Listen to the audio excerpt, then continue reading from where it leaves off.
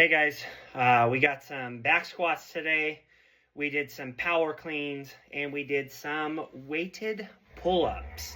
We also did some neck work, very specific for rugby at the end with a band. I'll show you guys a brief amount of that. It's just kind of isometric holds type thing. For the back squat, the plan was to, again, move a decently heavy weight, anywhere between 85 to 95% of a 1 rep max, which, as you guys know, I don't really test the back squat very often. I would assume it's about 375-ish, maybe 400 on a full send. But I did 325 for 3 really good feeling singles. 2 of them looked like they moved like a rocket. 1 of them looked kind of slow.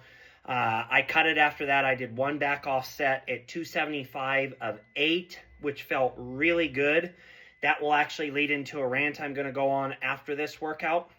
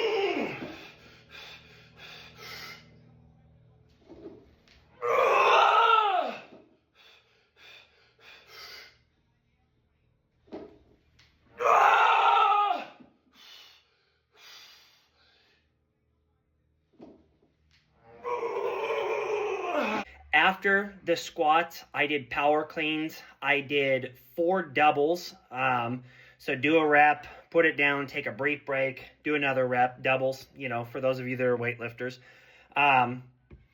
8 total reps. So I'm not going to show you guys the in-between period stuff because it's boring. So you'll just see the 8 continuous reps there.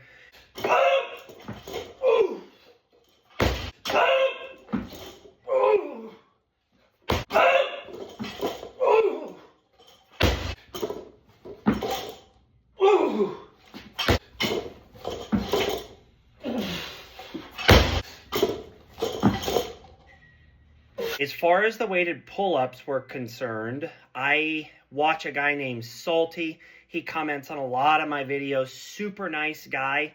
He really knows what he's doing with training.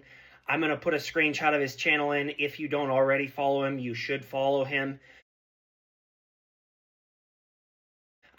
Very well laid out workouts. The guy definitely knows what he's doing, has a good physique, moves impressive weight, so on and so forth. Give him a watch. Super cool dude. So I did the end range pauses on the pull-ups, which would give the scientific hypertrophy crowd an aneurysm. Oh my God, it's not full range and it's end range lockout. It's not stretch, but I'm sure I'm going to be sore than crap tomorrow because of it, because it's a novel stimulus, just like I talk about all the time. So I did 3 sets of 5 of the end range pauses with a 25, humbled me a little bit. Did a body weight drop set of, I think I got 8 or 10 or something like that. Then I did a banded drop set, which was an absolute joke because my lats were fried at that point.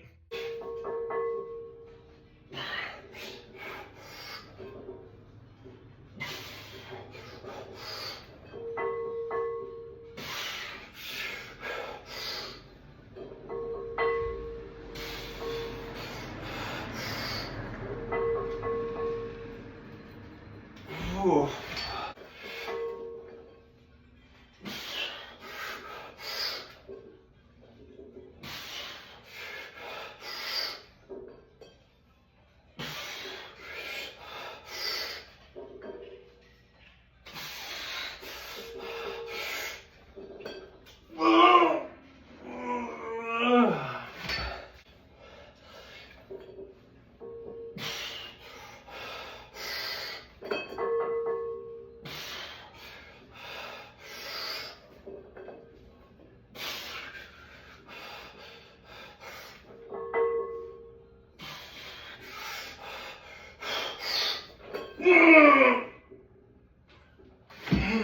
Okay.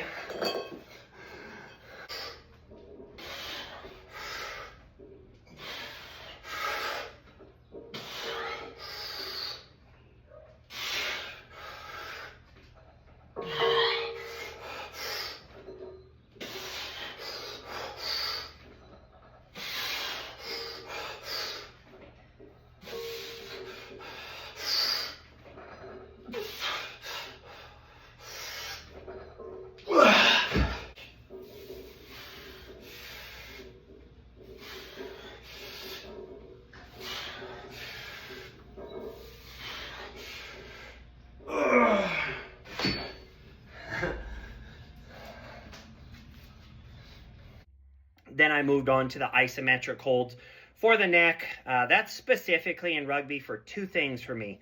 When I have to play front row in the scrum, your neck is just getting pounded into the ground, your chin into the chest. So obviously that's usually how you break your neck, right? So you want your neck to be super strong. And then lateral, side to side, when I go in for tackles and stuff like that, your head gets jarred really hard. So it can honestly help to prevent concussions, right? Hopefully prevent neck injuries, that kind of stuff. Obviously, when you play a contact sport, nothing is guaranteed. But it's really, really good practice to keep this neck super, super strong if you play rugby. If you play football, hockey, wrestlers, I would assume for jiu-jitsu, anything of that nature.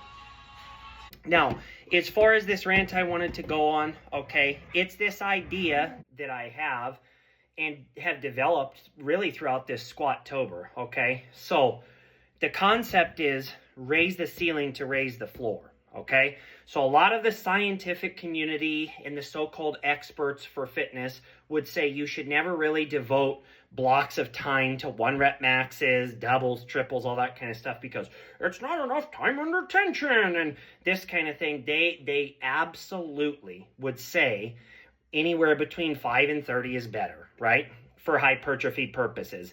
Feel the muscle, full range of motion, stretch mediated hypertrophy, all that stuff. Here's where all that falls short.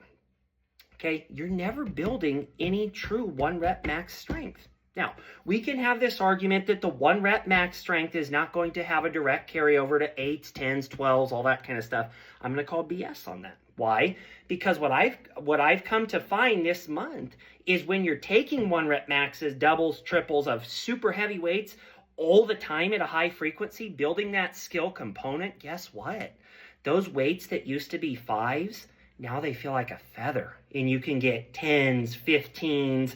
You know, if those of you who are familiar with like a program like Super Squats, 1 set of 20 or whatever, it's this idea that we're raising the ceiling, we're raising the top end, so that when we eventually do cycle back into this hypertrophy focused block, for those of you that are not athletes, you just care about quote unquote physique and want to look good in a family vacation and that kind of stuff, you still should focus on strength for a while, right? Build up that top end strength, and as that ceiling is raising, up comes the floor. Now you can do your rep work with higher weight, right? And as I'm coming to find, there's more of a direct correlation than we once thought between good old strength and good old hypertrophy, especially if you don't stick the needle in your ass. Have a good day.